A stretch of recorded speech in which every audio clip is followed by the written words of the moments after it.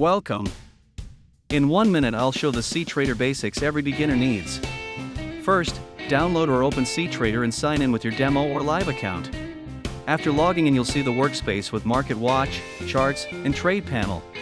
Toggle Demo or Live at the top to practice without risk or switch to your broker account. To place a market order, click the instrument, open the Trade Panel, then hit Buy or Sell.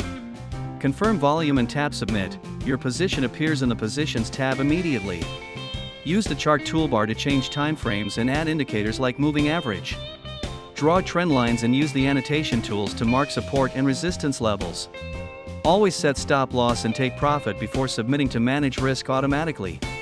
Use limit and stop entries or the depth of market view for precise execution. Manage open positions from the Positions tab. Modify size or close partial amounts quickly. That's it. Practice in demo mode, explore the tools, and trade responsibly.